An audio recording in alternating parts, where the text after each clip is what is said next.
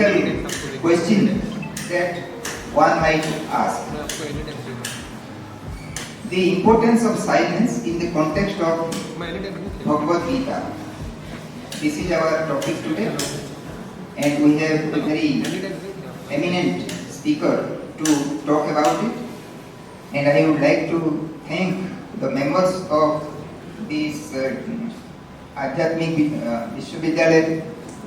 So I hope and I believe that this will be a very informative and very interesting and very useful session. तो आज का जो topic है हमारा science versus silence. 2 minute के लिए हम मेडिटेशन करेंगे।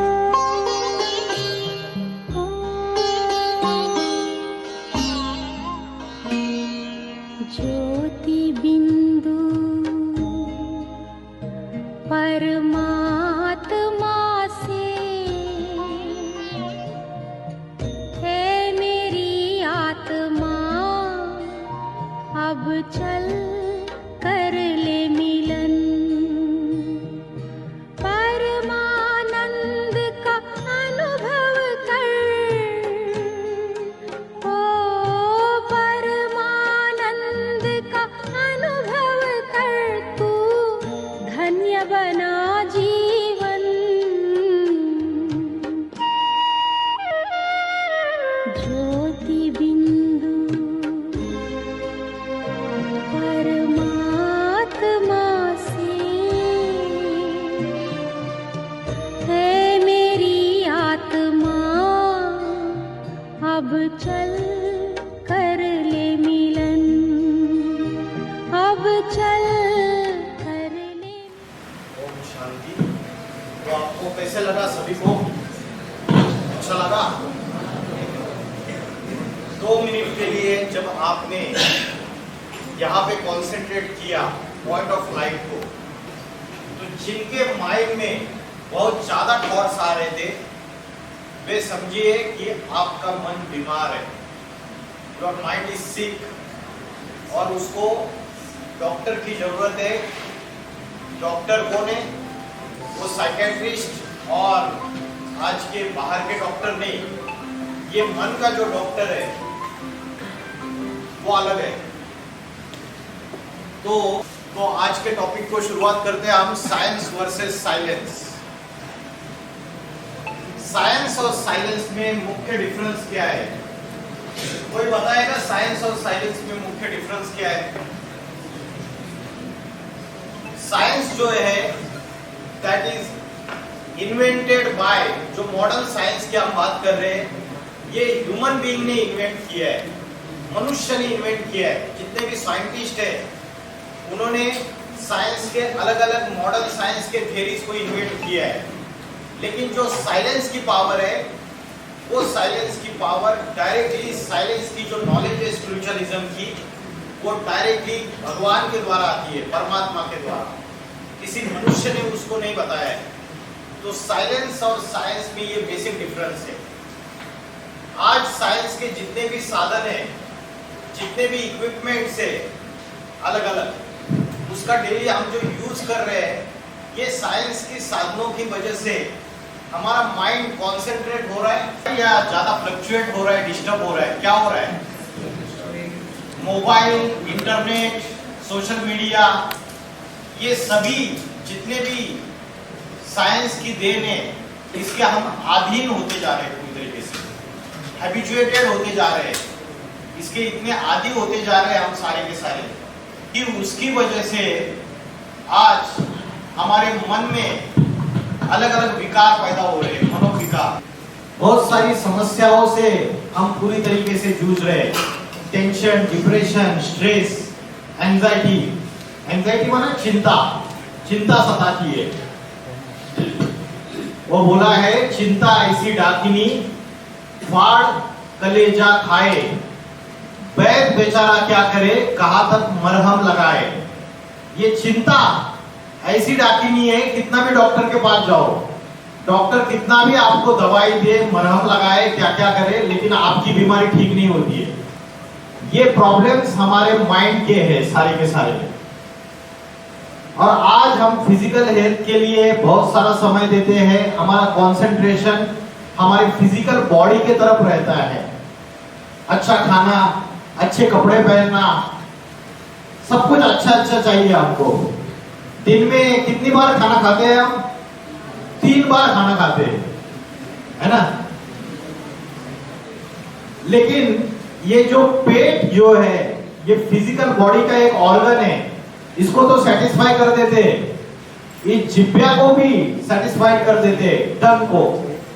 लेकिन आपके शरीर को चलाने वाली जो शक्ति है, फिजिकल बॉडी को चलाने वाली जो शक्ति है, उसका भोजन आप रोज देते हैं क्या?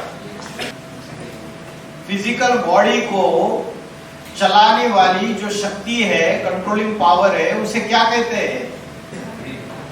ब्रेन कहते हैं। इन्होंने जवाब दिया ब्रेन। और किसी का जवाब है? फिजिकल बॉडी को चलाने वाली जो शक्ति है, उसे क्या कहते हैं? प्राण शक्ति। और एक उसका नाम है, क्या बोलते हैं? बताइए। आत्मा। क्या बोलते हैं? आत्मा, स्पिरिट, सोल, प्राण शक्ति, चेतना, कॉन्शियसनेस, एनर्जी, यह आपके शरीर को चलाने वाली है। ब्रेन जो है, it is one of the organ. ये आपके फिजिकल बॉडी का एक ऑर्गन है। ब्रेन को भी चेतना कहां से मिलती है? ब्रेन डेड हो गया तो शरीर चलेगा या नहीं चलेगा? बताइए। चलेगा शरीर? शरीर काम नहीं करेगा कुछ भी। अच्छा, आत्मा निकल गई, जैसे हम बोलते हैं ना कि अरे वो भाई साहब यहां बैठे थे और 1 सेकंड के बाद हम बोलते हैं कि उनको हार्ट अटैक आ गया, अभी बोलते हैं डेड बॉडी है। ब्रेन भी है उसमें, सभी ऑर्गन से। तो क्या चला गया जिसकी वजह से डेड बॉडी है? कोई ऐसी एनर्जी थी, कोई ऐसी पावर थी, कोई ऐसी प्राण शक्ति थी जिसकी वजह से वो पर्टिकुलर व्यक्ति आंखों से देख सकता था, कानों से सुन सकता था, अपनी इंद्रियों से हलन चलन कर सकता था। जो हमारी असली पावर है, जो हमारी असली आइडेंटिटी है, उसको हम भूल गए। That is I am a soul, I am not a physical body. तो आत्मा का भोजन क्या है और शरीर का भोजन क्या है? शरीर का भोजन के लिए तो हम समय देते हैं, लेकिन आत्मा का भोजन क्या है? किसी को पता है क्या भोजन है आत्मा का? सिंपल, हाँ, मेडिटेशन जवाब दिया। और कोई जवाब? एक तो मेडिटेशन दे दिया इन्होंने। Meditation is actually wrong word. Hindi में क्या कहेंगे उसको? क्या कहेंगे? ध्यान। या तो दूसरा शब्द और एक है। अच्छा, योग। योग। और योग का अर्थ क्या है? योग का मीनिंग क्या है? किसी को पता है? योग का मीनिंग, लिटरल मीनिंग, थोड़ा सा कॉमन सेंस अप्लाई कीजिए। योग का मीनिंग क्या है? योग का मीनिंग क्या है? Very good answer. आप खड़े रहिए और बताइए अच्छे से। आत्मा को परमात्मा से जोड़ना, ये योग है। Perfect answer. तो कनेक्शन और union of soul with supreme soul, उसको कहते हैं योग। योग का अर्थ है कनेक्शन। ये आत्मा का भोजन है। और आत्मा का और एक फूड है दूसरा, वो क्या है? एक तो हो गया योग, इन्होंने बता दिया आत्मा को परमात्मा से जोड़ना, वो हम डिटेल में बाद में देखेंगे। दूसरा और एक भोजन है आत्मा का, बताइए क्या है? आत्मा का दूसरा भोजन है ज्ञान। और कौन सा ज्ञान? वकील बनने का ज्ञान, इंजीनियर बनने का ज्ञान, डॉक्टर बनने का ज्ञान। किस टाइप का ज्ञान? हाँ जी, आत्मिक ज्ञान। वेरी गुड आंसर, जिसको बोलते हैं अध्यात्म ज्ञान, स्पिरिचुअल नॉलेज। आज जो आप एजुकेशन ले रहे हो, आप कौन सा कोर्स कर रहे हो? कौन से कोर्स के स्टूडेंट्स बैठे यहाँ पे? साइंस, कॉमर्स, आर्ट्स, तीनों। हाँ, सारे ग्रेजुएशन कर रहे हैं। तो ये जो एजुकेशन है, this education is called as formal education और सेकुलर एजुकेशन। और जो आत्मा की पढ़ाई, आत्मा का ज्ञान हम लेते हैं, इसको बोलते हैं स्पिरिचुअल एजुकेशन। क्या बोलते हैं? स्पिरिचुअल एजुकेशन, आध्यात्मिक ज्ञान। अध्यात्म इस शब्द का अर्थ किसी को पता है क्या है? अध्यात्म इस शब्द का अर्थ, अधि मतलब अंदर, इनसाइड, प्लस आत्मा। आत्मा के अंदर की जो नॉलेज है उसे कहते हैं अध्यात्म। तो आज किसी भी स्कूल, कॉलेज, यूनिवर्सिटी में ये आध्यात्मिक पढ़ाई नहीं पढ़ाई जाती है, और उसकी वजह से समस्या क्या हो रही है? हमारा परफेक्ट बैलेंस नहीं हो रहा है पर्सनैलिटी का। आज इंजीनियर्स, डॉक्टर, वकील, टीचर्स, आर्किटेक्चर्स, फार्मासिस्ट तैयार तो हो रहे, लेकिन क्या उनके अंदर कैरेक्टर डेवलप हो रहा है? एक कॉलेज में मैं गया था, वहां पे बोर्ड पे लिखा था, we are committed not only to produce good engineers but also to produce good human beings. क्या बोला? Also to produce good human beings. Human being का मीनिंग कौन बताएगा मुझे? What is the meaning of word human being? Being का अर्थ अलग है, ह्यूमन का अर्थ अलग है। कौन बताएगा? सिर्फ अच्छे इंजीनियर्स बनाना नहीं चाहते हम, अच्छे ह्यूमन बीइंग बनाना चाहते हैं। ह्यूमन का अर्थ है human skeleton, physical body, and being means energy, आत्मा। ये दोनों का कॉम्बिनेशन है। बिना शरीर के आत्मा कोई काम नहीं कर सकती, और बिना आत्मा के शरीर डेड है, physical body is dead, dead body. समझ में आ रहा है? तो आज आप भगवत गीता अगर पढ़ेंगे या कोई भी स्पिरिचुअल बुक्स निकालिए आप, उसमें आत्मा की बात रहेगी। 150 साल पहले लॉर्ड मैकॉले ने जो शिक्षा पद्धति भारत में लाई, और हम इस आत्मा के ज्ञान को भूल गए। भगवत गीता को कहते हैं सर्वशास्त्र शिरोमणि, सभी शास्त्रों का माय बाप। और उसमें जो नॉलेज दी है उसे कहा है भगवान वाच, कि स्वयं परमात्मा ने ये ज्ञान दिया है, किसी व्यक्ति ने, किसी ह्यूमन बीइंग ने ये नॉलेज नहीं दी है। तो साइंस और साइलेंस, इसमें मुख्य फर्क ये है कि साइंस जो है उसकी जो नॉलेज है, मॉडर्न साइंस की नॉलेज, वो आज हमें हमारे मोरल वैल्यू जो है वो डिग्रेड कर रही है। हमारी नैतिक मूल्यों का पतन होता जा रहा है। मॉडर्न साइंस का यूज करके हम helicopter, mobiles, internet technology, artificial intelligence, robotics technology, कई सारे अचीवमेंट्स हम कर रहे हैं, लेकिन उसके साथ साथ अगर दूसरी तरफ देखेंगे तो मन और बुद्धि हम सभी की कॉन्सेंट्रेट हो रही है, या मन और बुद्धि हमारी फोकस नहीं रहती है, अनस्टेबल होती जा रही है। क्या हो रहा है? क्या रिजल्ट आ रहा है? कॉन्सेंट्रेशन बढ़ रहा है या कॉन्सेंट्रेशन कम हो रहा है? कॉन्सेंट्रेशन हमारा कम हो रहा है। साइंस के साधनों के हम एडिक्शन, हमें एडिक्शन जैसा हो गया पूरी तरीके से, और हम हमारी आत्मा की पावर भूल चुके हैं। आपका टेलीपैथी साइंस जो है, आपका टेलीपैथी साइंस जो है वो क्या करता है? यहाँ पे व्यक्ति बैठा है, मोबाइल पे बात करता है, और अमेरिका में बैठा हुआ व्यक्ति उससे वायरलेस कम्युनिकेशन हो जाता है। This is telepathy. यही टेलीपैथी का साइंस है ना। कैसे हो रहा है ये सारा? किसका कमाल है बताइए? साइंस का कमाल है, लेकिन क्या प्रिंसिपल है? कैसे हो रहा है? कैसे वो बात कर पा रहा है? इलेक्ट्रोमैग्नेटिक वेव से फ्रीक्वेंसीज मैच कर रही है, वाइब्रेशंस, है ना। वैसे ही यहां पे आपका नाम क्या है? हाँ जी, हाँ आपको ही पूछ रहे हैं। क्या बताओ? बैठिए। नीलो माधव जो है वो अभी अपनी ग्रेजुएशन कंप्लीट करके कहां पे चले गए? अमेरिका चले गए। इनको जॉब मिल गया यूनाइटेड स्टेट्स ऑफ अमेरिका में। तो नीलो माधव की माँ यहाँ पे बैठी हुई है। कहां पे बैठी हुई है? सुंदरगढ़ में। और बेटा तो वहां चला गया अमेरिका में, और वीडियो कॉलिंग का नेटवर्क फेल है, समझो, बात हो नहीं पा रही है, बच्चे से बात करनी है। तो माँ यहाँ सुंदरगढ़ में बैठ के अपने बच्चे को याद करती है तो नीलो माधव को वहां टचिंग होगा या नहीं होगा? अमेरिका में बैठ के पॉसिबल है या नहीं?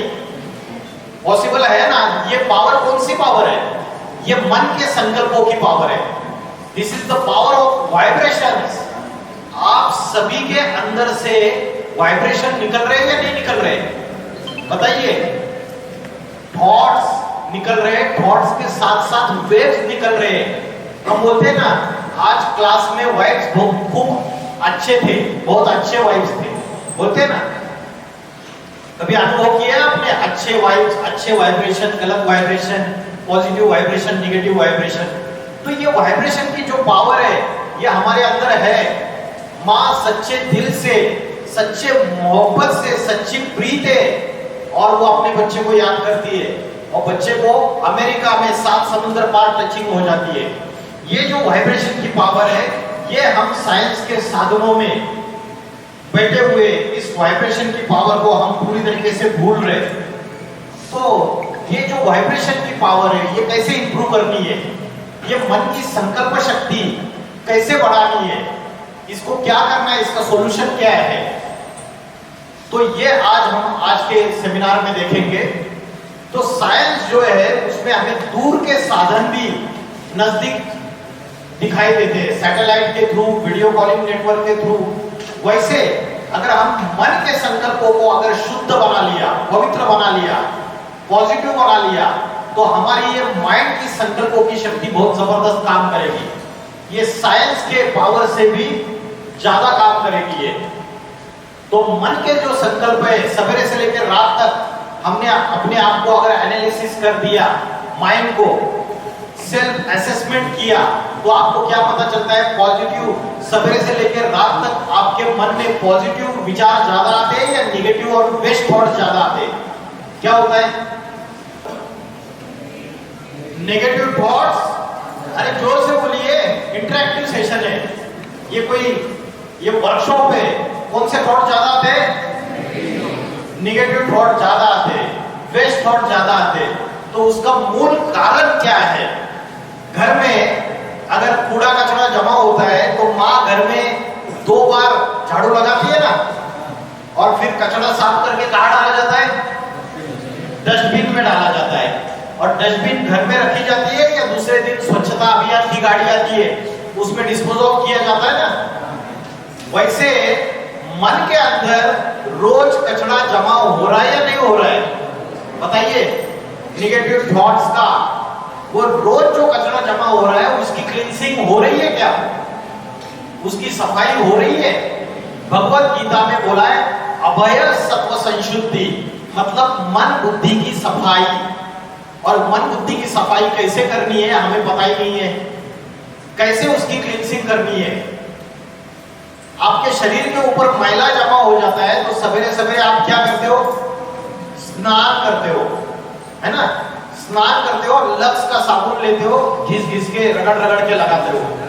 शरीर का मैला हट जाएगा, लेकिन मन के ऊपर और आत्मा के ऊपर जो मैला जमा हो रहा है उसके लिए आप क्या करते हो? रोज के रोज कुछ करते हो। गांधी जी के 3 बंदर कौन से बताइए? गांधी जी के 3 बंदर कौन से? बुरा मत सुनो, बुरा मत कहो और बुरा मत देखो। हम ये तीनों बंदर का रोज के रोज वायलेशन करते हैं या नहीं करते? बताइए। इसको तीनों बंदरों को वायलेशन माना उल्लंघन इसका करते हैं या नहीं करते?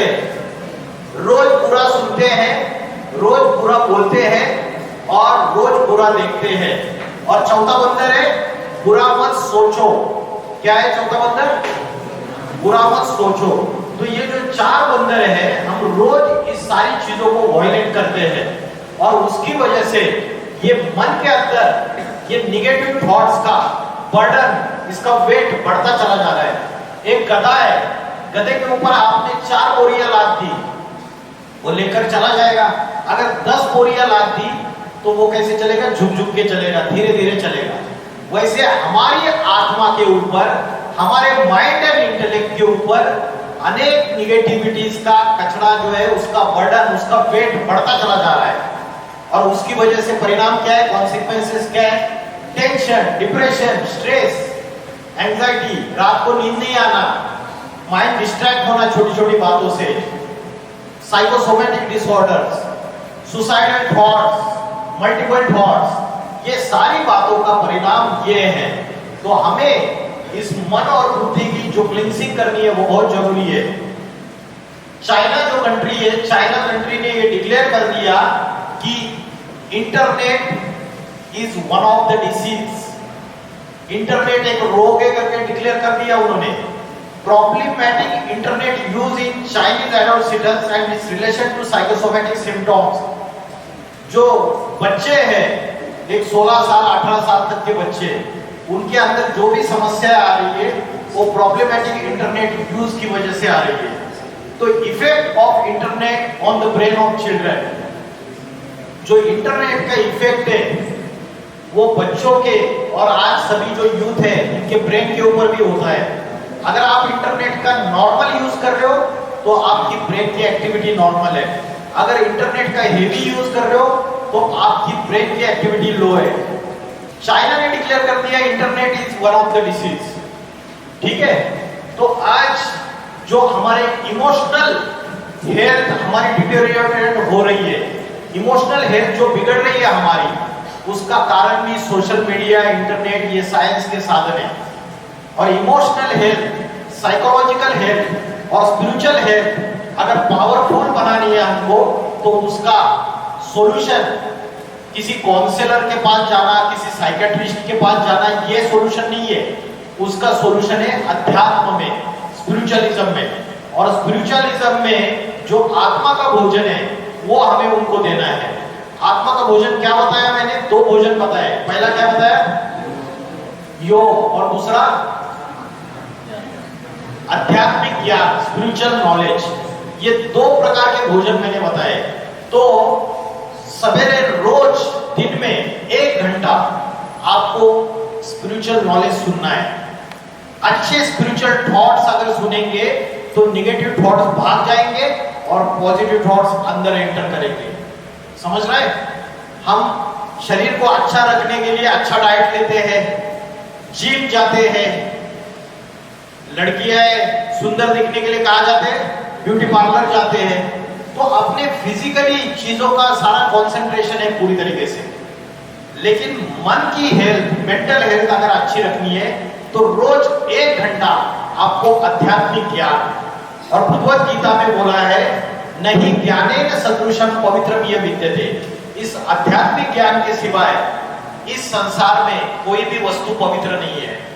तो ये स्पिरिचुअल नॉलेज को हम भूलते चले जा रहे हैं पूरी तरीके से। और दूसरा सॉल्यूशन है योग। योग मीन्स कनेक्शन, आत्मा का परमात्मा से कनेक्शन। तो ये कैसे पॉसिबल है? हमारा आत्मा जो है हमारी, इसकी बैटरी निगेटिविटी की वजह से, निगेटिव थॉट्स की वजह से रेगुलरली डिस्चार्ज हो रही है। मोबाइल की बैटरी हम रोज चार्ज करते हैं, लेकिन मन की बैटरी चार्जिंग करने के लिए हम समय नहीं देते पूरे दिन में। तो ये बैटरी चार्जिंग करनी है तो कोई छोटी बैटरी का कनेक्शन चार्जिंग करते वक्त बड़ी बैटरी से दिया जाता है या जनरेटर से दिया जाता है। तो वो जो जनरेटर है या बड़ी बैटरी है वो कौन है? अगर हम आत्मा छोटी बैटरी है तो जनरेटर कौन है?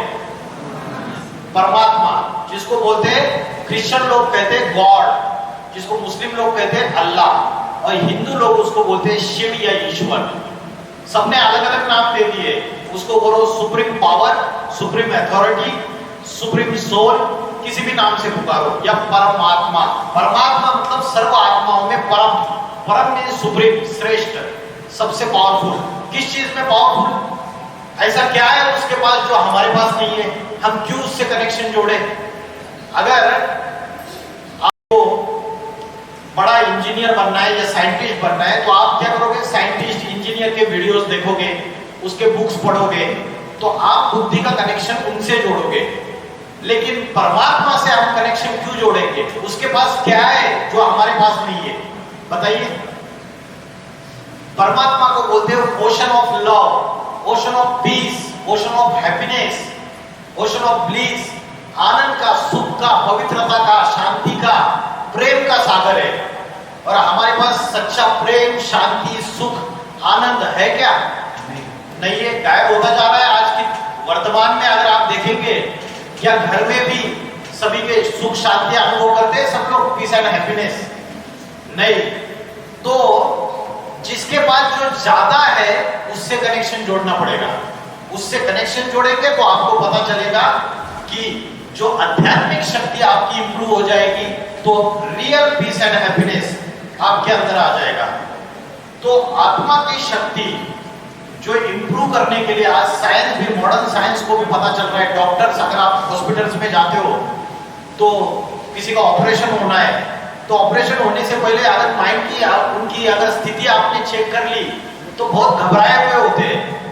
उनकी विल पावर जो है, कॉन्फिडेंस की पावर एकदम कमजोर हुई रहती है। तो डॉक्टर्स आजकल बोलते हैं कि भगवत गीता पढ़ो। Bhagavad Gita is a spiritual book. ये जीवन जीने की कला है, मन की शक्ति बढ़ाने की कला है। तो भगवत गीता पढ़ने के लिए देते हैं। अर्जुन ने भगवत गीता में भगवान को क्या पूछा? भगवान को यह नहीं पूछा कि मुझे गांडीव धनुष्य कैसे चलाना है। अर्जुन ने भगवान को पूछा कि मेरा मन बड़ा चंचल है, ये बहुत भटकता है, ये बड़ा बलवान है, ये बड़ा हठी है, इस चंचल मन को मैं कैसे एकाग्र करूं? ये क्वेश्चन पूछा। और भगवान ने पूरी भगवत गीता में चैप्टर नंबर 2 से लेकर चैप्टर नंबर 18 तक भगवान ने अर्जुन को अस्त्र शस्त्र चलाने की विद्या नहीं सिखाई। क्या सिखाया? भगवान ने अर्जुन को मन को एकाग्र करने का, आत्मा की शक्ति इंप्रूव करने की नॉलेज दी। तो इसलिए भगवत गीता अगर आप पढ़ेंगे, आपको कहीं नहीं लगेगा ये किसी धर्म का ज्ञान है। आपको लगेगा ये तो मेरे लाइफ को जीवन जीने की कला सिखाने वाला ज्ञान है। पूरी तरीके से कैरेक्टर डेवलपमेंट का ज्ञान है, पर्सनालिटी डेवलपमेंट का ज्ञान है। और आज हम एजुकेशन लेने के बाद जहां भी वर्किंग करने के लिए जाएंगे, कंपनी में काम करेंगे, कोई बिजनेस करेंगे, कोई कंसल्टेंसी खोलेंगे, तो वहां भी हमें ये सारी चीजों की जरूरत है। क्योंकि आत्मा की शक्ति कमजोर होने की वजह से हमारी सहन करने की शक्ति, पावर ऑफ टॉलरेंस, हमारी सामना करने की शक्ति, power to face challenges in the life कमजोर हो चुकी है।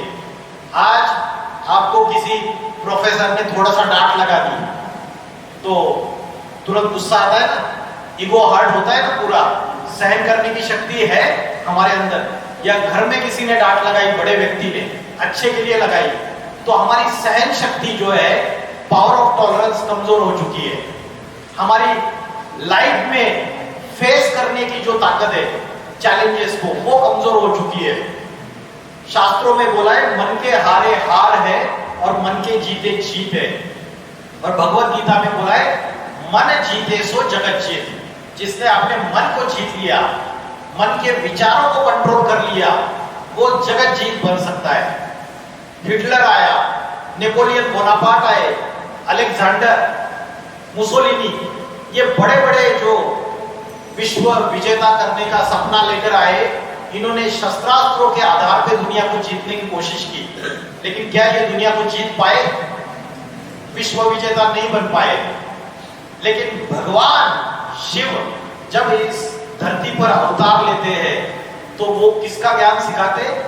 वो योग का ज्ञान सिखाते हैं, आध्यात्मिक ज्ञान सिखाते हैं और मन को जीतने का ज्ञान सिखाते हैं। इसलिए शिव शंकर भोलेनाथ के जितने चित्र, जितनी मूर्तियां आपने देखी रहेगी, 33 करोड़ देवी देवता है हिंदुओं में, लेकिन एक शिव शंकर भोलेनाथ को हमेशा ध्यानमग्न अवस्था में दिखाया। उनके सारे चित्र, सारी मूर्तियां, तो वो आदि योगी है, प्रथम योगी, योगेश्वर। तो सारी सृष्टि को वो पावर ऑफ साइलेंस का मैसेज दे रहे हैं। लेकिन हम क्या कर रहे हैं? सर ने बताया कि संन्यास मतलब वो संन्यास नहीं है कि भगवे वस्त्र पहन लो और जंगल में चले जाओ या आश्रम में चले जाओ। आपके प्रिंसिपल सर ने बताया ये बात। शिव शंकर भोलेनाथ सन्यासी थे या गृहस्थी थे? गृहस्थी थे ना। गृहस्थी होने के बावजूद नंबर 1 वैरागी। वैराग्य मतलब कमल का फूल होता है ना, कमल का फूल वो कहाँ रहता है? कीचड़ में रहता है। लेकिन कीचड़ में रहने के बावजूद उसको कीचड़ की एक भी बूंद स्पर्श नहीं कर सकती। वैसे ही इस दुनिया में आज विषय विकारों का कीचड़ है। विषय विकार सब जगह फैले हुए हैं और कलयुग के अंदर दो दोष है। There are two major problems in Kalyug. पहला है संग दोष और दूसरा है अन्न दोष। क्या बोला मैंने? संग दोष। संग दोष means company, good company, bad company. आज आपका लाइफ अगर अच्छा चलना है तो आपको एक अच्छे दोस्त की, अच्छे कंपनी की, अच्छे संग की जरूरत है। आज दुनिया में आपको 100 में से 99 ऐसे मिलेंगे जो आपको बैड कंपनी देने के लिए तैयार है, गलत रास्ते पर लेके जाना चाहते हैं, गंदगी के तरफ लेके जाना चाहते हैं। आपके माइंड और इंटेलेक्ट में जो फीडिंग है वो गलत फीड करना चाहते हैं, और जिसकी वजह से अगर मन बुद्धि खराब हो गई तो आपकी वाचा भी खराब हो गई और आपके कर्म भी खराब हो गए। समझ में आ रहा है? तो कलयुग में दो दोष है। कौन से? संग दोष और दूसरा है अन्न दोष। जैसे खाओगे अन्न वैसे बनेगा मन, और जैसे पियोगे पानी वैसे होगी वाणी। अन्न का मन से कनेक्शन है। As a food so the mind. आज जो हम भोजन ले रहे हैं वो सात्विक भोजन नहीं ले रहे। भगवत गीता में 3 प्रकार के भोजन बोले, सात्विक भोजन, राजसी भोजन और तामसी भोजन। आज से 500 साल पहले तुलसीदास जी ने बोला, झूठे लेना, झूठे देना, झूठे भोजन, झूठ चबेना। आजकल हमारा खान पान जो है वो पूरी तरीके से झूठा हो गया। तुलसीदास जी ने 500 साल पहले बोला कि व्यापार, लेन देन झूठा हो गया, खाना पीना झूठा हो गया। आज क्या हालत हो गई समाज की, संसार की? पूरी तरीके से हम न्यूज में भी सुन रहे हैं। आज बाहर के जो होटल्स, रेस्टोरेंट्स में क्या हो रहा है और क्या खिला रहे हैं। तो खाना पवित्र हाथों से भगवान की याद में बनाया हुआ भोजन लेना चाहिए। अच्छे माहौल में वो भोजन तैयार किया हुआ, वो भोजन हमारे मन को भी शक्तिशाली बना देता है, हमारी विल पावर को इंक्रीज कर लेता है। लेकिन आज हम स्पिरिचुअल नॉलेज भूल गए, उसकी वजह से हमें अन्न का महत्व नहीं पता चला। आज हम होटल, रेस्टोरेंट, वो जो रेडिया होती है ठेले, उसके ऊपर भोजन लेते हैं। अगर भोजन बनाने वाला व्यक्ति जो है, जो शेफ है, उसके माइंड में अगर निगेटिव थॉट्स चल रहे हैं, खाना बनाते वक्त गंदे विचार चल रहे हैं, डर्टी थॉट्स चल रहे हैं, वेश्या के विचार चल रहे, वेश्यागमन के, और किसी के वायलेंस के विचार चल रहे, हिंसात्मक, तो ऐसे व्यक्ति खाना तो बना रहा है और वो डिलीशियस भी है क्योंकि उसमें मसाले डाल रहा है, लेकिन खाना बनाते वक्त उस व्यक्ति के आंखों से, हाथों से वाइब्रेशन निकल रहे हैं, और उन वाइब्रेशंस का असर हमारे मन के ऊपर होता है। समझ में आ रहा है? तो कलयुग में दो दोष है। कौन से? अन्न दोष और आत्मा का दो भोजन है। कौन से भोजन है आत्मा के? योग और ज्ञान। ज्ञान कौन सा? आध्यात्मिक ज्ञान, आत्मा की नॉलेज। अभी इस योग, इस टॉपिक के ऊपर आते हैं। जो योग ये टॉपिक है, ये योग टॉपिक हमारे मन के विचारों से कनेक्टेड है, और हमारे जो माइंड के थॉट्स है उसको कैसे कंट्रोल करना है, इससे रिलेटेड है। तो सबसे पहले जब हमने लेक्चर स्टार्ट करने से पहले हमने आपको कहाँ कॉन्सेंट्रेट करने के लिए बोला? कहाँ पे कॉन्सेंट्रेट करने के लिए बोला आपको? यहाँ भ्रुकुटी के बीच में, कपाल के मस्तक के बीच में कॉन्सेंट्रेट करने के लिए बोला। तो यहाँ पे कॉन्सेंट्रेट करने के लिए बोलने का कारण क्या है, कोई बताएगा? इसको कहते हैं उत्तमांग। क्या कहते हैं? उत्तमांग। उसके नीचे ये 5 ज्ञानेंद्रिय और उसके नीचे 5 कर्मेंद्रिय। तो ये जो उत्तमांग है, यहाँ पे कौन बैठता है? राजा बैठता है। इस शरीर को चलाने वाला कंट्रोलर बैठता है। राजा हमेशा टॉप में बैठता है। और ये राजा कौन है? कौन है? आत्मा। क्या बताया था? तो आत्मा कहाँ रहती है? भ्रुकुटी के बीच में यहाँ रहती है। इसका क्या प्रमाण है कि आत्मा यहाँ रहती है? आत्मा तो इनविजिबल है, आंखों से देख नहीं सकते। जैसे मैंने स्विच ऑन कर दिया, ये लाइट जल गया, तो ये लाइट कैसे जला? क्योंकि इलेक्ट्रिक करंट फ्लो हो रहा है वायर में से। इलेक्ट्रिक करंट को आंखों से दिखता है, लेकिन आप उसके एग्जिस्टेंस को अनुभव के आधार से, एक्सपेरिमेंट्स के आधार से, जो भी साइंस, मॉडर्न साइंस ने एक्सपेरिमेंट्स करके जो आपको दिखाया, आप उसको एक्सेप्ट करते हो ना कि इलेक्ट्रिक करंट फ्लो हो रहा है। वैसे ही आत्मा का एग्जिस्टेंस अनुभव किया जा सकता है।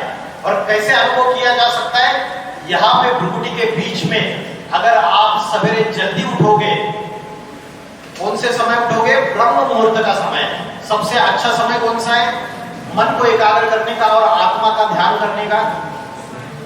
ब्रह्म मुहूर्त का समय, सूरज उगने से पहले। अगर उस समय आप अगर भ्रुकुटी के बीच में यहाँ कॉन्सेंट्रेट करने का अभ्यास करते हो, तो आपको पता चलेगा कि यहाँ ट्रिमेंडस पावर है। आपकी आध्यात्मिक शक्ति, विल पावर, मन की शक्ति बढ़ जाएगी। इसका क्या प्रूफ है कि आत्मा यहाँ रहती है?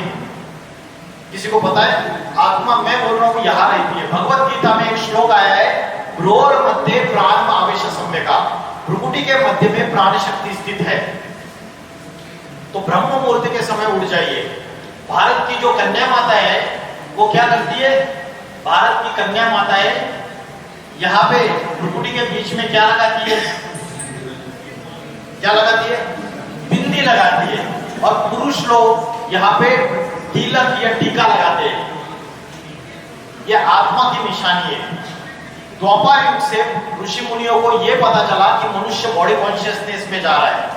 मनुष्य अपनी फिजिकल बॉडी को ही सब कुछ समझ बैठा है, तो उसको ये ध्यान रहे कि आत्मा यहाँ रहती है, इसलिए ये परंपरा शुरुआत कर दी।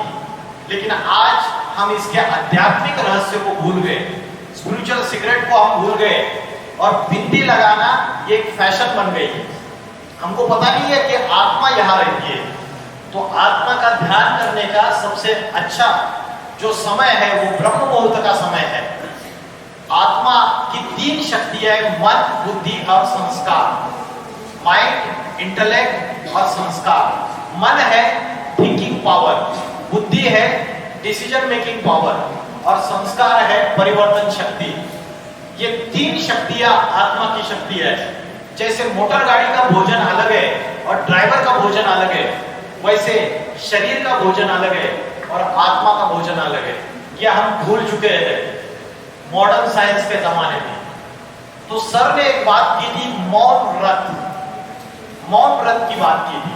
लेकिन मौन व्रत जब हम धारण करते हैं, हम मुख से बोलते नहीं है, लेकिन उस दिन अगर आप अपने आप को चेक करो, किसी दिन मौन व्रत धारण करो, किसी से बात नहीं करनी है, लेकिन उस दिन आपके मन के अंदर ढेर सारे थॉट्स अगर चल रहे हैं, तो वो असली मौन व्रत नहीं है। मौन व्रत जो है वो आपके माइंड के थॉट्स को भी साइलेंस करना है। आपको सिर्फ वाचा को साइलेंस नहीं करना है, आपकी वाणी को साइलेंस नहीं करना है, क्योंकि वाणी से भी सूक्ष्म है, वाणी से भी पावरफुल है मन के संकल्प। ये जो माला जपते हैं ना, माला का जाप करते हैं, राम नाम जपते हैं, कृष्ण का नाम जपते हैं, भगवान का नाम जाप करते हैं। जब जाप करते हैं तब मन में बुरे बुरे ख्याल चलते हैं, हो सकता है ना? जाप कर रहे भगवान का मुख से, लेकिन मन में बुरे बुरे ख्याल चल रहे, बहुत सारे विचार आ रहे।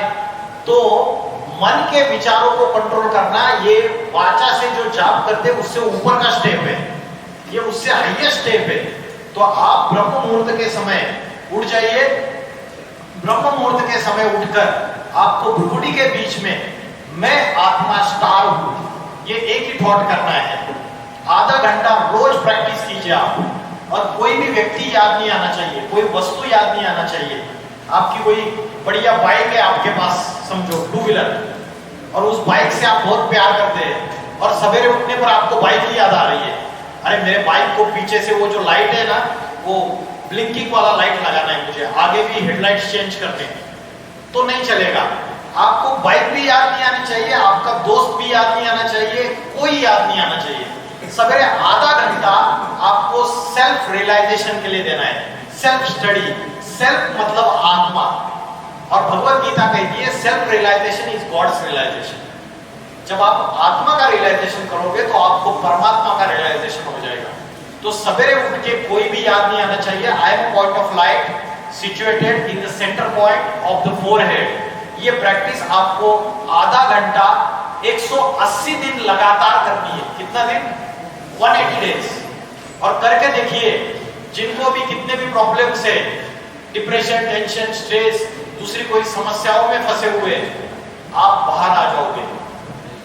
दूसरा चीज, जैसे घर का जो कचरा है वो आपने दूसरे दिन बाहर फेंक दिया, डस्टबिन बाहर डिस्पोज ऑफ कर दी। आपको क्या करना है, रात को सोते समय रोज 5 मिनट 10 मिनट आपको दिन भर जो भी गलतियां की है, जो भी मिस्टेक्स किए आपने, और जो भी आपके हाथ से पाप कर्म हुए, मन में जो भी निगेटिव थॉट्स आए, वो सारा एक एफर्मेशन भगवान को लिख के देना है। एक सीक्रेट डायरी रखिए और रोज अपना कचरा सागर में डालकर सो जाइए। आप देखिए, रात को अगर आपने गलतियों को मान लिया और सवेरे उठ जाइए, आप हल्के महसूस करेंगे। और सवेरे रोज योग का अभ्यास, आधा घंटा योग का अभ्यास और आधा से 1 घंटा अच्छे स्पिरिचुअल नॉलेज। अगर आप YouTube में जाएंगे तो YouTube में आपको स्पिरिचुअल नॉलेज वाले अलग अलग वीडियोस भी मिलेंगे। अगर आप इसको सुनेंगे तो आपकी माइंड की क्लींसिंग हो जाएगी, सफाई हो जाएगी पूरी तरीके से। तो मैंने आपको सॉल्यूशन भी बता दिया। जो साइंटिस्ट है, Albert Einstein, Nikola Tesla. Albert Einstein कहते हैं कि मैंने जितने भी साइंस की थ्योरीज को डिस्कवर किया, वो सारे के सारे उसका main inspiration and guide Shrimad Bhagavad Gita है। मतलब मेरे साइंटिफिक थ्योरीज के इन्वेंशन के पीछे श्रीमद् भगवत गीता है। और निकोला टेस्ला क्या कहता है? निकोला टेस्ला कहता है कि कोई भी साइंस की इन्वेंशन डीप साइलेंस में जाए बगैर हो नहीं सकती।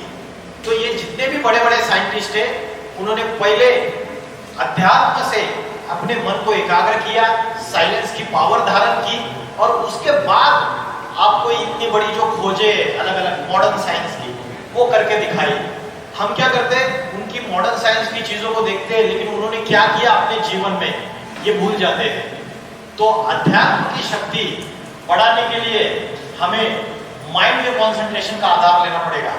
कठोपनिषद नामक शास्त्र में बोला है, आपको चित्र दिख रहा है, ये घोड़े हैं, रथ है और सारथी है, और अर्जुन बैठा हुआ है। ये चित्र आपने कई बार देखा है। और कठोपनिषद नामक शास्त्र में लिखा है, आत्मा नाम रथिनम विद्धि शरीरम रथमेव च। आत्मा रथी है, रथी मीन्स पैसेंजर, सवारी। शरीरम रथमेव च, शरीर गाड़ी है। बुद्धि तुम सारथिम विद्धि, बुद्धि ड्राइवर है। मन प्रग्रह में वच, और मन क्या है? लगाम है। मन का लगाम कैसे हो गया? ढीला पड़ गया पूरी तरीके से। इंद्रियानी हयाना हो, इंद्रिया घोड़े हैं, और ये घोड़े क्या हो रहे? भाग रहे। इंद्रिया हमारी कंट्रोल में है क्या आज के डेट में? हमारी जो फिजिकल ऑर्गन्स है, सेंसेस जिसको बोलते हैं, कंट्रोल में है? कंट्रोल में है। अगर आपको सामने खाना, पेट भर खाना खाकर आए और मैंने आके आपको रसगुल्ला दे दिया खाने के लिए, तो आपके मन में विचार आएगा, वाह बढ़िया रसगुल्ला है। और बुद्धि, आपकी बुद्धि डिसीजन लेगी कि अरे राहुल रसगुल्ला मत खा, तेरा पेट खराब हो जाएगा, इंडाइजेशन हो जाएगा, उल्टी हो जाएगी। लेकिन मन चंचल है, भाग रहा है, और इंद्रियां भी भाग रही है। जिह्वा ललचायमान हो गई, मुंह में पानी आ गया रसगुल्ला देखकर, और हाथ से रसगुल्ला उठा लिया, मुंह में डाल दिया। मुंह भी इंद्रिय है, हाथ भी इंद्रिय है, जिह्वा भी इंद्रिय है। ये सारी इंद्रियों ने, मेरे बुद्धि ने जो डिसीजन दिया, बुद्धि डिसीजन मेकिंग पावर है, what is right and what is wrong, इसका फैसला करने वाली है। तो इंद्रियों ने आपकी जो बुद्धि है उसकी डिसीजन मानी या नहीं मानी? नहीं मानी, फेल हो गई। तो इंद्रियां आज की डेट में कंट्रोल में नहीं है। ये घोड़े भाग रहे हैं, सारी की सारी इंद्रियां, ये सारे घोड़े भाग रहे हैं, और मन रूपी लगाम जो है वो ढीला पड़ गया है, और हमारा जो सारथी है बुद्धि, वो भी विकृत हो गई। पांचों विषय विकारों ने हमारे मन और बुद्धि को ग्रसित कर लिया। 5 विषय विकार कौन से, किसी को पता है? 5 विषय विकार जिन्होंने मन और बुद्धि को विकृत बना दिया, विशियस बना दिया, वो कौन से विकार है? Very good answer. किसने बोला? बोलो बोलो, कौन बोला अभी? हाँ जी, बहुत बढ़िया, मैडम ने जवाब दिया। काम, क्रोध, लोभ, मोह, अहंकार। सुना था आपने कभी ये? काम का अर्थ क्या है, कौन बताएगा? काम, क्रोध, लोभ, मोह, अहंकार। What is the meaning of काम? हाँ जी बताओ, काम मतलब क्या है? बताओ बताओ, जो भी लग रहा है। Lust, very good answer, perfect, तालियां हो जाए। मैं इतने सारे कॉलेजेस में, यूनिवर्सिटीज में गया हूं और मैंने देखा कई बार मैं स्टूडेंट से बात करता हूं, उनको बेसिक चीजें पता नहीं होती है।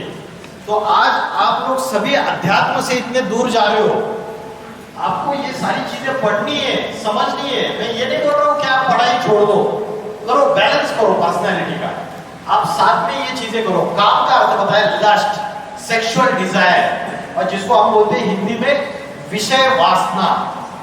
तो ये जो विकार है, ये 5 विकारों का मुखिया है। क्रोध, लोभ, मोह और अहंकार, ये चारों उसके बाल बच्चे, ये मुखिया है। अगर मुखिया को कंट्रोल में ले लोगे ना, ये चारों अपने आप कंट्रोल में आ जाएंगे। अगर इच्छा पूरी नहीं होती है किसी की, कोई डिजायर है, इच्छा है, वो पूरी नहीं होती है, तो क्या होता है पता है आपको? क्या होता है? अगर कोई इच्छा है, मुझे ये चाहिए, ये वस्तु चाहिए, मुझे वो गाड़ी चाहिए, तो अगर आपको वो चीज मिली नहीं तो आपको आता है क्रोध। भगवत गीता में बोला है, संगात संजायते कामा, कामानि जायते क्रोधा। अगर कामना, इच्छा पूरी नहीं होती है तो क्रोध आता है। क्रोधानि भवति सम्मोहा, उससे मोह निर्माण हो जाता है, मूर्ता आती है। सम्मोहात बुद्धिनाशा, बुद्धिनाशात स्मृतिवंशा, स्मृतिवंशात प्रणश्यति, उसके बाद प्राणों का नाश हो जाता है। तो आज ये जो विकार है, काम, क्रोध, लोभ, लोभ मीन्स, लोभ का अर्थ क्या है? लालच, ग्रिड। मेरे थाली में जो परोसा हुआ है वो तो खाऊंगा ही, लेकिन सामने की थाली में जो परोसा है वो छीन के खाऊंगा। ये जो एटीट्यूड है, इसको बोलते हैं लोभ। और कहीं ना कहीं हमारे अंदर हम इंट्रोस्पेक्शन करें तो ये काम, क्रोध और लोभ तीनों बैठे हुए हैं। और भगवत गीता कहती है, काम, क्रोध और लोभ, ये तीनों नरक के द्वार खोलने वाले हैं। These are the 3 enemies of the soul, ये शत्रु है। ये तीनों के तीनों, they are opening the gates of the hell। और आज जितने भी दुनिया में बड़े बड़े क्राइम्स हो रहे हैं, आप वो क्राइम पेट्रोल वगैरह देखा रहेगा कभी, उसमें जितने भी क्राइम है आप देखना, इसका सार देखना किसकी वजह से हुआ। ये लस्ट, उसके बाद एंगर, सडन एंगर आता है, और तीसरा चीज है लालच। ये तीनों के तीनों है जिसकी वजह से आज सारी दुनिया में पाप बढ़ते चले जा रहे हैं। हजारों साल से हम भारतवासी गंगा के पानी में नहा रहे ना, लेकिन क्या किसी के पाप धुल गए? दुनिया पावन बन गई क्या भारतवासी? या और ही दुनिया पापों के गर्भ में चली जा रही है? क्या हो रहा है? और ही दुनिया पापों के गर्भ में चली जा रही है। शास्त्र पढ़ रहे तो भी दुनिया दुर्गति में चली जा रही है। उसका कारण ये है कि अध्यात्म का जो सही ज्ञान है हमारे पास नहीं है। हम अल्पकाल की प्राप्ति के पीछे पड़े हुए हैं। आज हम गुरु के पास जाते हैं, बाबाओं के पास जाते हैं, वो लोग क्या करते हैं? मुट्ठी खोली, लड्डू निकाला, पेड़ा निकाला, ले ले प्रसाद ले ले, तेरा जॉब मिल जाएगा तुझे। फिर बोलेंगे आपकी बहू को बच्चा पैदा हो जाएगा, आपके बेटे का प्रमोशन हो जाएगा। ये अल्पकाल की प्राप्ति है, इससे लाइफ में रियल पीस एंड हैप्पीनेस नहीं मिलता है। ये अल्पकाल की प्राप्ति, अल्पकाल की सिद्धि है। और आज हम ऐसी चीजों के पीछे भागते हैं। आज जो अपने आप को सनातनी बोलते हैं, उनको अगर पूछा कि भगवत गीता में क्या लिखा है बताना जरा, उनको पता नहीं है, कोई नॉलेज नहीं है। बोलने के लिए, चिल्लाने के लिए सनातनी। और कोई भी धर्म, कोई भी अध्यात्म कभी वायलेंस सिखाता है क्या? बताइए, हिंसा सिखाता है? आज के लोग जो अपने को सनातनी कहते हैं, या कोई भी धर्म वाले, कोई भी धर्म हो, वो लोग बोलते हैं कि हमारे धर्म के ऊपर हमारी आस्था है। लेकिन आज दुनिया में धर्म के नाम पे हिंसा, वायलेंस बढ़ता चला जा रहा है, क्योंकि अध्यात्म का ज्ञान नहीं है। अध्यात्म साइलेंस की ओर लेके जाता है। गौतम बुद्ध, महात्मा बुद्ध आए, गुरु नानक जी आए, जीसस क्राइस्ट आए, मोहम्मद पैगंबर आए, संत तुलसीदास, कालिदास, संत सूरदास, कबीरदास, ज्ञानेश्वर, तुकाराम, नरसिंह मेहता, कितने सारे संत महात्मा आए। इन्होंने कभी हिंसा का मार्ग नहीं सिखाया, लेकिन आज धर्म के नाम पे हम वायलेंस के ऊपर उतर आ रहे। तो क्या ये धर्म की सही व्याख्या है जो कर रहे हैं? हम धर्म का सही आचरण कर रहे हैं? तो अध्यात्म की ज्ञान अगर ले लिया तो हमें उसकी पूरी गहराई में नॉलेज होनी चाहिए, तब हम अपने मन को एकाग्र करना, सेल्फ कंट्रोल, क्या सेल्फ कंट्रोल, इंद्रियों को कंट्रोल में रखना, ये सारा हम अचीव कर सकते हैं। हमारी विल पावर बढ़ सकती है पूरी तरीके से। आत्मा की अष्ट शक्ति है, ये यहां से सब लोग पढ़ना चालू करेंगे, एक आवाज में पढ़ेंगे। सबसे पहला क्या है? समेटने की शक्ति means power to backup. Power to backup की मतलब हमारे माइंड में ढेर सारे थॉट्स चल रहे हैं, उस थॉट्स को एक पॉइंट ऑफ लाइट पे कंसंट्रेट करना, वो पावरफुल हो जाएगा। ये आपने एक्सपेरिमेंट किया था ना, एक कॉन्वेक्स लेंस ले लिया और सूरज की किरणें आ रही है, आपने कॉन्वेक्स लेंस बीच में रखा तो वो जो सारे सूरज के रेज है वो एक पॉइंट के ऊपर कॉन्सेंट्रेट हो गया, और नीचे आपने पेपर रखा तो पेपर क्या हो गया? जल गया। अगर आपने कॉन्वेक्स लेंस हटा दिया, जलेगा नहीं। उसका कारण क्या है? आपके माइंड के मल्टीपल थॉट्स आपकी एनर्जी को वेस्ट कर रहे हैं, आपकी पावर को कमजोर बना रहे। उन मल्टीपल थॉट्स को आपने एक पॉइंट ऑफ लाइट पे यहाँ पे कॉन्सेंट्रेट करो। और अभ्यास सिर्फ ब्रह्म मुहूर्त के समय नहीं, दिन में हर एक घंटे में 5 मिनट आप अभ्यास कर सकते हो, दिन भर अभ्यास कर सकते हो। और ये जो अभ्यास है इसमें आंखें बंद करने की जरूरत नहीं है। आपको जितने भी मेडिटेशन के टेक्निक सिखाएंगे उसमें आपको क्या बोलेंगे? आंखें बंद करो और ध्यान लगाओ। हम नहीं बताते, आंखें खुली रख के ध्यान कर सकते हैं आप। भगवत गीता में बोला है संप्रेक्ष। संप्रेक्ष माना आंखें खुली रख के चंचल मन को भ्रुकुटी के बीच में स्थित करो। यह अभ्यास बताया, और यह अभ्यास आप सवेरे से लेकर रात तक कभी भी कर सकते हो। मोबाइल में अलार्म क्लॉक सेट करो, सवेरे 7 बजे से लेकर शाम के 8 बजे तक, हर 1 घंटे का अलार्म क्लॉक। अलार्म क्लॉक बजेगा तो 5 मिनट आप क्लासरूम में बैठे हो, कहीं भी बैठे हो, आप यहाँ पे कॉन्सेंट्रेट करो 5 मिनट के लिए। मैं आत्मा स्टार हूं, जैसे आकाश में स्टार चमकता है ये, और आप करके देखिए, आपको बहुत उसके रिजल्ट्स मिलेंगे। पहला है समेटने की शक्ति, पावर टू बैकअप। अनेक जो थॉट्स है उसको एक जगह पैकअप करो। हम क्या करते हैं लाइफ में? छोटी राई का पहाड़ बना देते हैं, छोटी छोटी प्रॉब्लम्स होती है उसका बतंगड़ बना देते हैं बात का, लेकिन पहाड़ को राई बनाना चाहिए। सेकंड, नेक्स्ट क्या है? सहन करने की शक्ति, पावर टू टॉलरेट। वो बच्चा पेड़ को पत्थर मार रहा है और पेड़ क्या दे रहा है उसको? फल दे रहा है। सहन शक्ति है ना पेड़ के अंदर। आज हमको कोई एक गाली देता है तो हम उसको 10 गालियां देते हैं, है ना? तो सहन शक्ति नहीं है। आज लड़की शादी करके ससुराल चली जाती है और 10 दिन में वापस आ जाती है। क्यों? क्योंकि सहन शक्ति नहीं है, समाने की शक्ति नहीं है। नेक्स्ट क्या है? पावर टू एडजस्ट, समाने की शक्ति। सागर क्या करता है? नदी नाले सबका कचरा अपने अंदर समा लेता है। Power to adjust. जब हम एक फैमिली में रहते हैं, एक सोसाइटी में रहते हैं, तो हमें दूसरों को एडजस्ट करने की आदत होनी चाहिए। यह आत्मा की शक्ति है। अगर आप आत्मा को पावरफुल बनाएंगे, इस राजा को पावरफुल बनाएंगे, तो ये शक्तियां आपकी जो गुम हो चुकी है ये वापस लौट जाएगी। हम क्या करते हैं? दूसरों के जो अवगुण है, दूसरों के जो बैड क्वालिटीज है, उसका चिंतन करते रहते हैं। परचिंतन पतन की जड़, स्वचिंतन उन्नति की सीढ़ी। जो माँ होती है वो क्या करती है? बच्चा कैसा भी रहे, लूला रहे, लंगड़ा रहे, चोर रहे, डकैत रहे, माँ भेदभाव नहीं करती है, सबको अपने अंदर समा लेती है। वैसे समाने की शक्ति। नेक्स्ट, परखने की शक्ति, पावर टू डिस्क्रिमिनेट। आज हमारी ये शक्ति भी कमजोर हो चुकी है। जो जोहरी होता है वो असली हीरा कौन सा और नकली हीरा कौन सा, इसको परखता है। और आज हमें परखना आता ही नहीं है। हम दोस्तों में कौन से दोस्त सिलेक्ट करते हैं जो गलत है, हम परख नहीं पाते हैं। बाद में पता चलता है। तो परखने की शक्ति आत्मा की शक्ति है, ये कमजोर हो चुकी है। नेक्स्ट, निर्णय करने की शक्ति, डिसीजन मेकिंग पावर, ये बुद्धि की पावर है। नेक्स्ट, सामना करने की शक्ति, पावर टू फेस, लाइफ में जो चैलेंजेस है उसको फेस करने की शक्ति। ये जो बच्चा है इसके पेरेंट्स एक्सीडेंटल डेथ हो गई बचपन में, उसके लाइफ में चैलेंजेस ही चैलेंजेस है।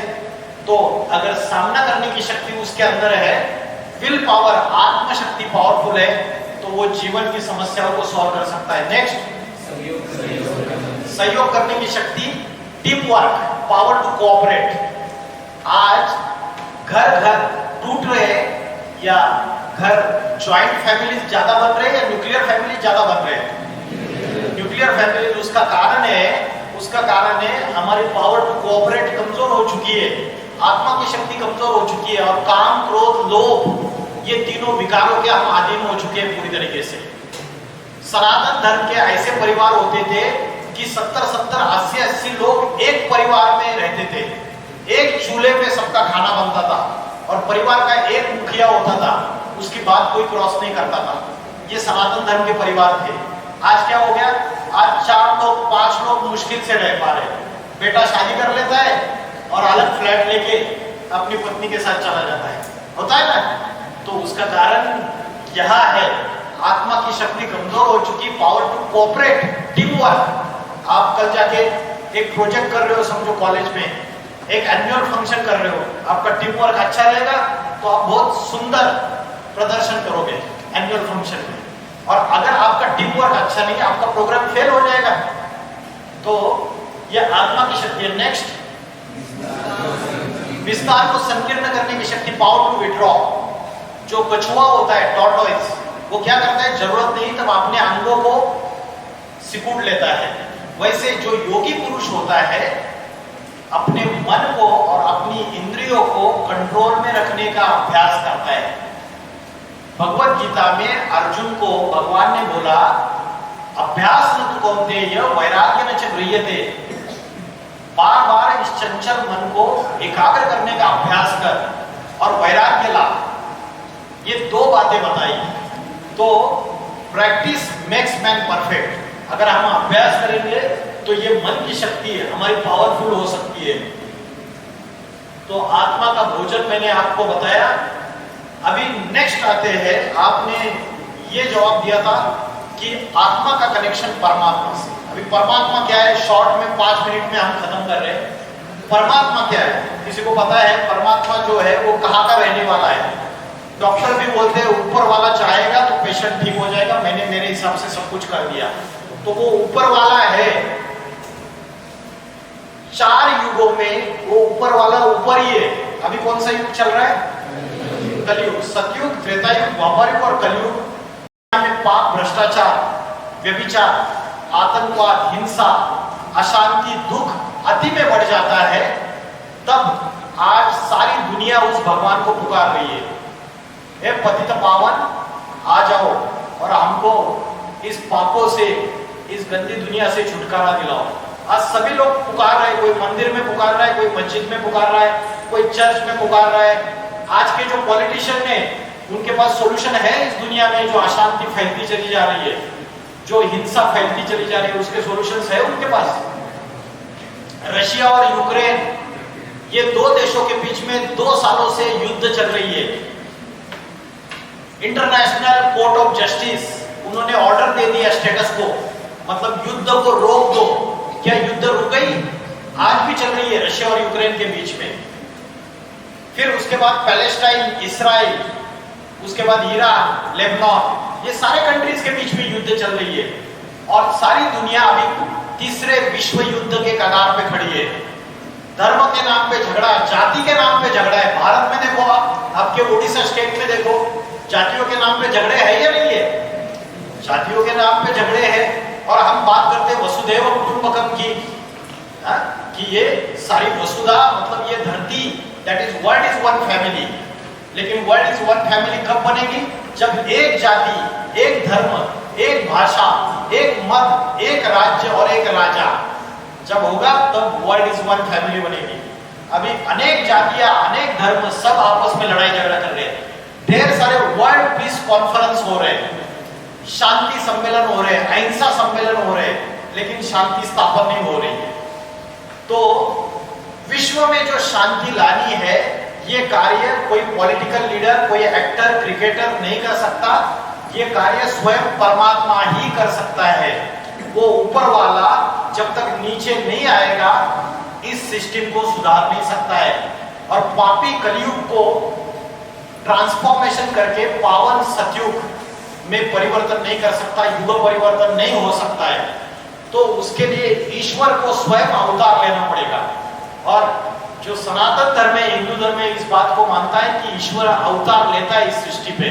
और भगवत गीता में बोला है, जब धर्म की ग्लानि होती है, अधर्म का बोलबाला होता है, तो दुर्जनों का विनाश और सज्जनों की रक्षा करने के लिए कलयुग के अंत में मैं इस सृष्टि पे अति साधारण मनुष्य शरीर में अवतरित होता हूं। आज इस दुनिया में वो जो सच्चा हीरा है, वो इस दुनिया में कहीं ना कहीं आया हुआ है। और इस बात को आपके उड़ीसा में आजकल एक वायरल हो रहा है, भविष्य मालिका। भविष्य मालिका सुना है आपने? भविष्य मालिका जो है, सिर्फ भविष्य मालिका नहीं, कल की पुराण। उसके बाद जो फॉरेनर भविष्यवेत्ता है, प्रेडिक्टर्स, उसमें से फेमस नाम है, पॉपुलर नाम है नॉस्ट्राडेमस। नॉस्ट्राडेमस की भविष्यवाणियां बहुत प्रसिद्ध है। उन्होंने बहुत सारी भविष्यवाणियां की जो सच साबित हुई है। नॉस्ट्राडेमस, किरो, गिट, एंडरसन, जुर्बन और कल की पुराण, भविष्य मालिका, गोपीनाथ शास्त्री, इनकी सारी भविष्यवाणियों में एक कॉमन बात है। वो कॉमन बात ये है, 21st सेंचुरी में उत्तर भारत से एक महापुरुष का अवतार होगा। वो योगियों का योगी होगा। वो आत्मा और परमात्मा के ऐसे रहस्य प्रकट करेगा, ऐसी आध्यात्मिक क्रांति लाएगा इस दुनिया में, और ऐसा आध्यात्मिक संगठन स्थापन करेगा कि दुनिया में एक जाति, एक धर्म, एक भाषा, एक संविधान स्थापन हो जाएगा। और बड़ी बड़ी महासत्ताएं, America, China, Russia, Australia, Europe, ये सारी उसके सामने नतमस्तक हो जाएगी। भारत विश्व गुरु कहलाएगा। सारी दुनिया का विनाश हो जाएगा और भारत एक अखंड भारत, जो भारत है वही अविनाशी खंड, उसका विनाश नहीं होगा। तो विश्व में ये जो शांति स्थापन होनी है, ये शांति स्थापन करने के लिए शांति की देवता ही ये शांति स्थापन कर सकती है। शंकर, इस शब्द का अर्थ आपको किसी को पता है? शंकर का अर्थ क्या है? शंकर का अर्थ है शम करोति। शम करोति मतलब जो सारी सृष्टि में शांति लाता है, शांति की देवता है। तो ये 4 युग है, सतयुग, ये स्वस्तिक का चिन्ह है, त्रेता युग, द्वापर युग, कलयुग। और कलयुग का जो लास्ट समय है, ये ट्रांसफॉर्मेशन का समय है, युग परिवर्तन का समय है, 100 इयर्स का पीरियड। ये 100 इयर्स के पीरियड में भगवान स्वयं अवतार लेके आध्यात्मिक ज्ञान, राजयोग की शिक्षा पढ़ाते हैं और इस सृष्टि का ट्रांसफॉर्मेशन करते हैं। वसुदेव कुटुंबकम, वर्ल्ड इज वन फैमिली को स्थापन करते हैं। आप लोग महाशिवरात्रि का त्योहार मनाते हो। राम का जन्मदिन रामनवमी के रूप में मनाते हैं, कृष्ण का जन्मदिन कृष्ण जन्माष्टमी के रूप में मनाते हैं। लेकिन महाशिवरात्रि ऐसे क्यों बोलते हो आप? कभी सोचा आपने? रात्रि शब्द का प्रयोग क्यों किया और महारात्रि ऐसा प्रयोग क्यों किया? क्योंकि कलयुग जो है वो रात्रि के समान है। It is just like a night, night of darkness, अंधकार की रात्रि है। और ये अज्ञान अंधकार की रात्रि है। आज दुनिया में इस कलयुग रूपी रात्रि में पाप बढ़ते चले जा रहे हैं, अज्ञान बढ़ता चला जा रहा है, इग्नोरेंस बढ़ता चला जा रहा है। तो ऐसे समय शिव इस धरती पर अवतरित होते हैं और इस दुनिया को आध्यात्मिक नॉलेज देते हैं, साइलेंस की पावर देते हैं। और साइलेंस की नॉलेज से इस दुनिया को जो नया युग है, सतयुग, जिसको मुस्लिम लोग बोलते हैं जन्नत, क्या बोलते हैं? जन्नत। क्रिश्चियन लोग बोलते हैं पैराडाइज या हेवन। हिंदू लोग बोलते हैं सतयुग, स्वर्ग या वैकुंठ या रामराज्य। अलग अलग नाम दे दिए, एक ही कंसेप्ट है आइडियल नेशन की। तो कलयुग है रावण राज्य और सतयुग है राम राज्य, आइडियल नेशन, जहां किसी भी प्रकार के झगड़े नहीं, चोरी नहीं, कोई डकैती नहीं, किसी भी प्रकार की कोई बीमारियां नहीं, कोई दुख नहीं, कोई अशांति नहीं। वो आकर ईश्वर स्वयं आके कलयुग के अंतिम समय में आके उसको स्थापन कर देता है। और अभी जो ट्रांसफॉर्मेशन का समय है, अगर थर्ड वर्ल्ड वॉर इस दुनिया में, थर्ड वर्ल्ड वॉर अगर हो गया तो मुझे बताइए क्या हो जाएगा थर्ड वर्ल्ड वॉर होने से? मॉडर्न साइंस ने क्या कर दिया है? मॉडर्न साइंस ने 1945 में एक इन्वेंशन किया।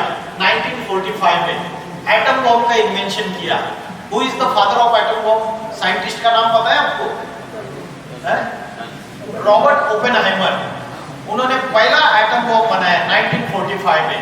और आज 80 साल के बाद छोटे से छोटे कंट्री के पास एटम बॉम्ब है, न्यूक्लियर पावर है, न्यूक्लियर वेपन से, एटॉमिक मिसाइल से।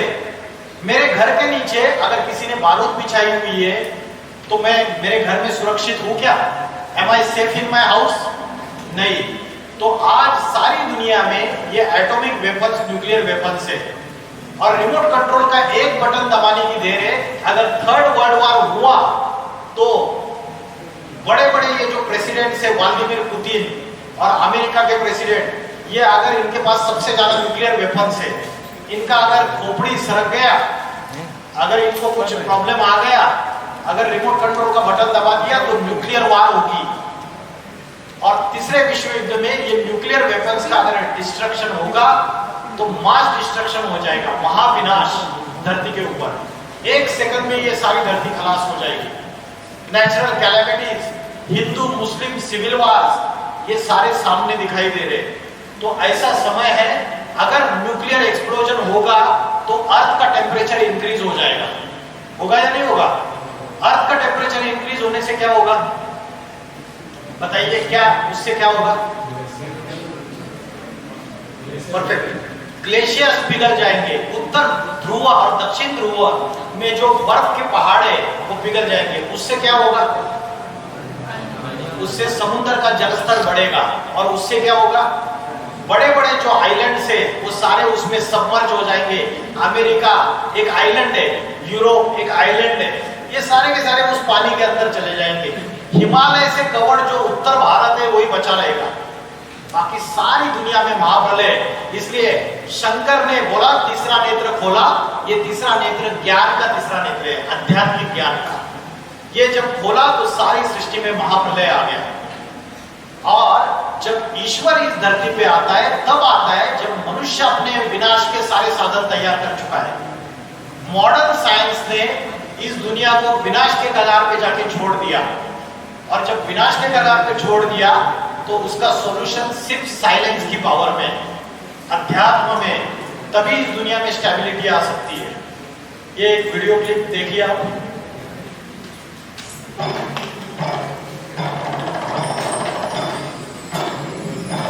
अगर अर्थक्वेक्स होंगे तो मेट्रोपॉलिटन सिटीज में जो बड़े बड़े बिल्डिंग्स हैं वो कोलैप्स हो जाएंगे, ताश के पत्तों के जगह गिर जाएंगे, सुनामी आएगा, ज्वालामुखी आएंगे, नेचुरल कैलेमिटीज, एनवायरमेंटल डिग्रेडेशन हो रहा है, ग्लोबल वार्मिंग बढ़ रही है, हिंदू मुस्लिम और क्रिश्चियंस धर्म में आपस में लड़ाई झगड़े बढ़ रहे हैं, आतंकवाद बढ़ रहा है।